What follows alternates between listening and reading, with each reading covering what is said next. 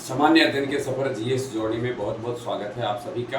एक बार फिर से हम आप सबों के बीच उपस्थित हैं करंट अफेयर्स के डेली टॉप 10 के साथ। डेली टॉप 10 करंट अफेयर्स की शुरुआत करने से पूर्व आज हम आपके लिए एक सवाल पहले रखते हैं जिसका उत्तर आप कमेंट बॉक्स में जाकर के दे सकते हैं। सवाल आपके लिए है, अभी हाल ही में किम स्टारमर जिन्होंने त्यागपत्र दे दिया है प्रधानमंत्री के पद से, किस देश के प्रधानमंत्री थे? किस देश के प्रधानमंत्री थे किम स्टारमर जिन्होंने कि अपने पद से त्यागपत्र दे दिया है? चलिए अब इसके बाद हम लोग आज का पहला सवाल आपके लिए रखते हैं।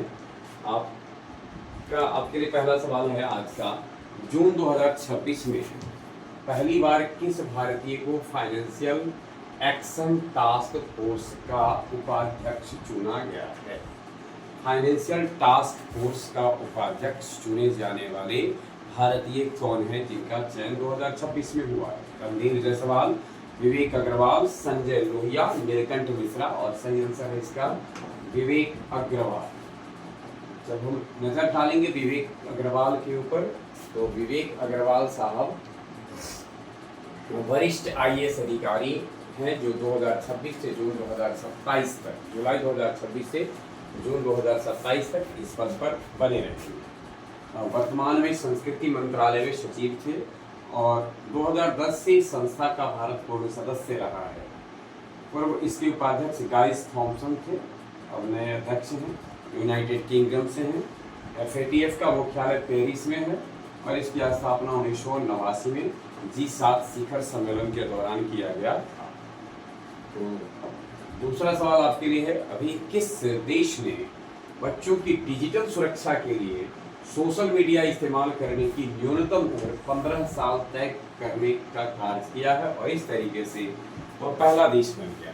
यानी किस देश ने सोशल मीडिया इस्तेमाल करने की न्यूनतम उम्र बच्चों के लिए 15 साल तय किया पर पहला अरब देश बन गया? पहला अरब देश कौन सा है? सऊदी अरब, कतर, संयुक्त अरब अमीरात, ओमान। तो संयुक्त अरब अमीरात ने अपने यहाँ बच्चों को सोशल मीडिया का किसी भी प्रकार से किसी प्लेटफॉर्म पर सोशल मीडिया का उपयोग करने के लिए जो न्यूनतम उम्र निर्धारित किया है वो 15 वर्ष है।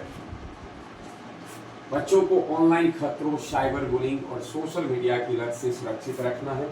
शेख मोहम्मद बिन रशीद अल मखदूम ने इसका फैसला लिया, जो संयुक्त अरब अमीरात के उपराष्ट्रपति, प्रधानमंत्री और रक्षा मंत्री तीनों के सहयोग से इसका काम किया गया। उनकी अध्यक्षता में कैबिनेट ने फैसला लिया। 21 जून 2026 को मनाए गए 12वें अंतर्राष्ट्रीय योग दिवस के मुख्य राष्ट्रीय कार्यक्रम का नेतृत्व प्रधानमंत्री नरेंद्र मोदी ने कहा किया। हर वर्ष जो मुख्य योग दिवस के अवसर पर कार्यक्रम होता है वो भिन्न भिन्न जगह पर होता है। तो आपको ये बताना है कि इस बार का जो 21 जून को जो 12वां अंतर्राष्ट्रीय योग दिवस मनाया गया, इसमें नरेंद्र मोदी ने मुख्य कार्यक्रम का नेतृत्व किया। कहाँ किया? विकल्प आपके लिए नई दिल्ली, कोलकाता, वाराणसी, श्रीनगर और सही आंसर है इसका कोलकाता में इस बार 12वां जो अंतर्राष्ट्रीय योग दिवस 21 जून को मनाया गया उसका मुख्य कार्यक्रम आयोजित किया गया, जिसका नेतृत्व प्रधानमंत्री ने किया। रेड रोड कलकत्ता में इसका आयोजन किया गया और इस बार का थीम था स्वस्थ आयु के लिए योग। ध्यान में रखना है, यह केंद्रीय आयुष मंत्रालय द्वारा आयोजित किया गया था।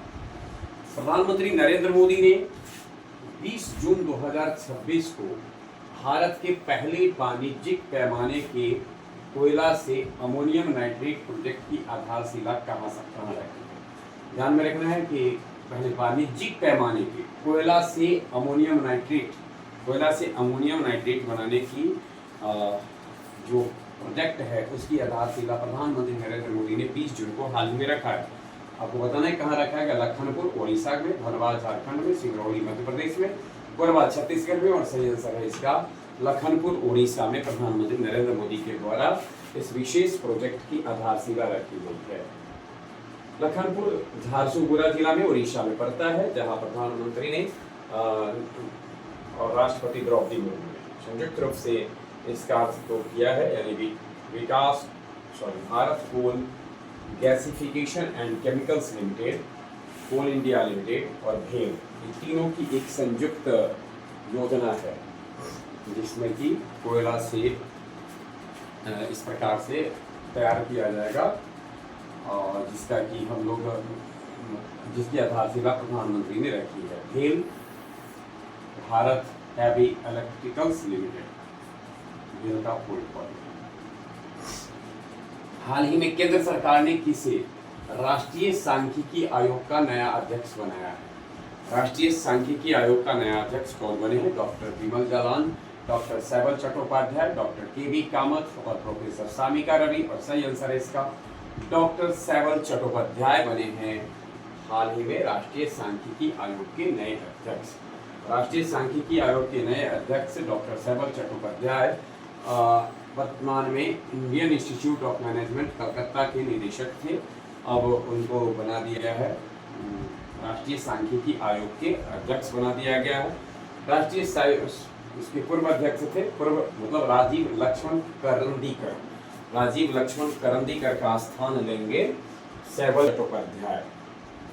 ध्यान में रखना है, राष्ट्रीय सांख्यिकी आयोग की स्थापना 1 जून 2005 को की गई थी, और इसकी सिफारिश की गई थी, और 12 जुलाई 2006 से यह कार्य कर रहा है।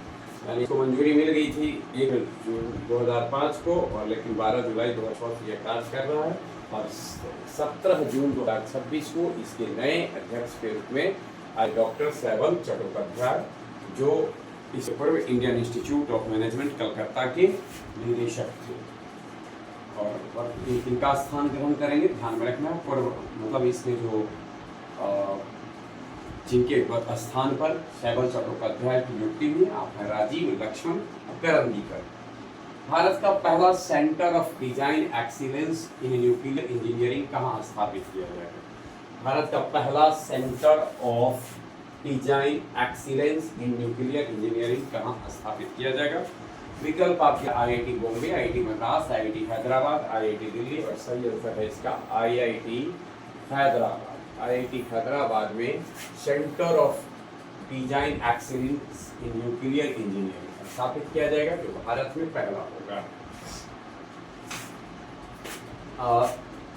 इसके नेतृत्व करता होंगे निदेशक प्रोफेसर V.S. मूर्ति। समझौता जो किया गया है IIT हैदराबाद, CEPL इंडिया और फ्रांस की कंपनी सॉल्ट के बीच जून 2026 में समझौता हुआ, और इसके द्वारा 2026 इवेंट के दौरान जो ये त्रिपक्षीय तीनों पक्षों की जो बीच में समझौता हुआ, वो इवेंट क्या था? तो भारत इनोवेट्स 2026, और इसी के तहत एक समझौता के अंतर्गत इस कार्य को अंजाम दिया जा सकता है। इसमें फ्रांस की प्रसिद्ध सॉफ्टवेयर कंपनी जो 3D एक्सपीरियंस टेक्नोलॉजी देगी भारत को तेजी से बढ़ते नागरिक परमाणु क्षेत्र के लिए विश्वस्तरीय इंजीनियरिंग प्रतिभा, और लक्ष्य है इसका कि भारत सरकार द्वारा 2047 तक 100 गीगावाट परमाणु ऊर्जा उत्पादन की प्राप्ति की जाए। 7वां सवाल आपके लिए, WIPO विश्व बौद्धिक संपदा संगठन, वर्ल्ड इंटेलेक्चुअल प्रॉपर्टी ऑर्गेनाइजेशन की PCT पेटेंट रैंकिंग होगी, यानी एक रैंकिंग है पेटेंट रैंकिंग, ग्लोबल टॉप 20 में जगह बनाने वाली एकमात्र भारतीय कंपनी कौन सी बनी है?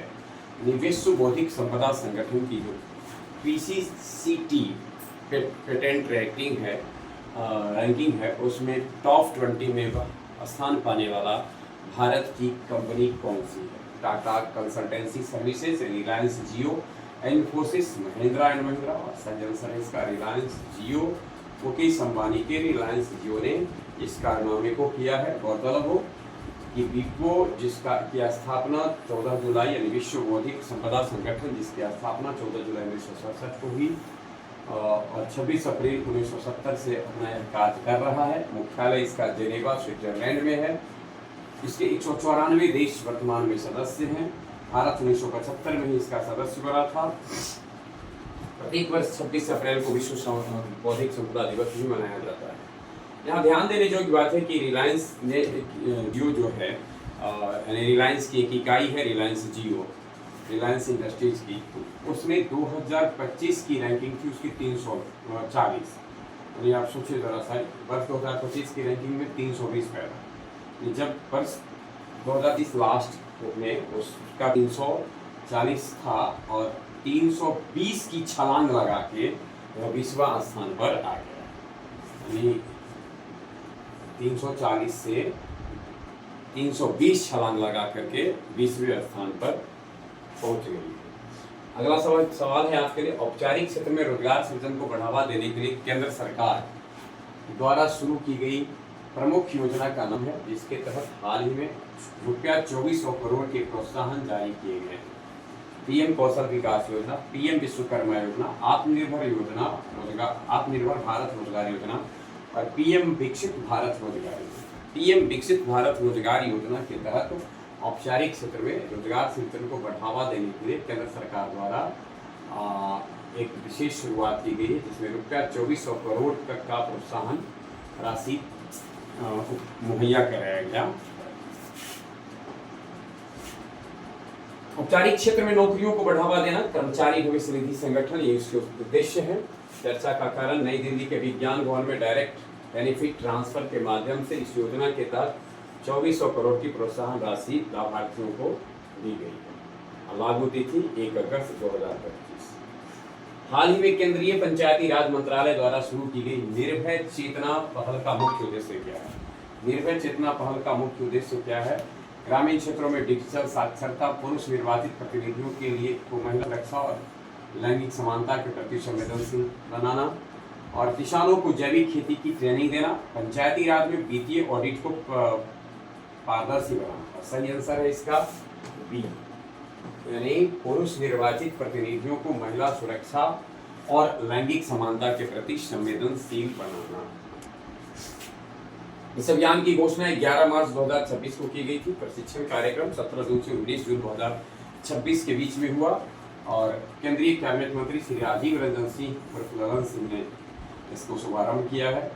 प्रोफेसर एसपी सिंह बघेल जो केंद्रीय राज्य मंत्री रहे, मंत्रालय के सचिव हैं श्री विवेक भारद्वाज। आज का आखिरी सवाल आपके लिए है, हिमालयी क्षेत्र में भारत जलवायु वेधशाला नेटवर्क के तहत एक अत्याधुनिक जलवायु निगरानी स्टेशन स्थापित करने के लिए किन दो संस्थानों ने समझौता किया? हिमालयी क्षेत्र में भारत जलवायु वेधशाला नेटवर्क के तहत एक अत्याधुनिक जलवायु निगरानी स्टेशन स्थापित करने के लिए किन दो संस्थानों ने समझौता किया है? विकल्प आपके लिए इसरो, DRDO, IMD और IIT रुड़की, IITM पुणे और ARIES, TERI और विप्रो। तो सही आंसर है इसका IITM पुणे और ARIES नैनीताल। IITM पुणे अर्थात उष्णकटिबंधीय मौसम विज्ञान संस्थान पुणे और आर्यभट्ट प्रेक्षण विज्ञान शोध संस्थान नैनीताल। ध्यान में रखना है, इसका फुल फॉर्म है। दोनों के बीच में यह समझौता हुआ है। 50 वर्षों की अवधि के लिए हिमालयी क्षेत्र में जलवायु और वायुमंडलीय बदलाव को निरंतर निगरानी करेगा। भारत जलवायु वेधशाला नेटवर्क के तहत स्थापित किया गया है इसको और पृथ्वी विज्ञान मंत्रालय की एक प्रमुख राष्ट्रीय पहल है यह। गौरतलब अभी केंद्रीय पृथ्वी विज्ञान मंत्री हैं श्री किरण रिजिजू और हिमालय का पारिस्थितिकी तंत्र जलवायु परिवर्तन के प्रति बेहद संवेदनशील है और इसकी इस महत्व को समझते हुए इस कार्यक्रम को शुरू किया गया है। ये थे आज के टॉप 10 करंट अफेयर्स के क्वेश्चन, जिसके साथ हम आपके बीच में उपस्थित हुए। बने रहे हमारे साथ। आज घर के लिए बचे हुए।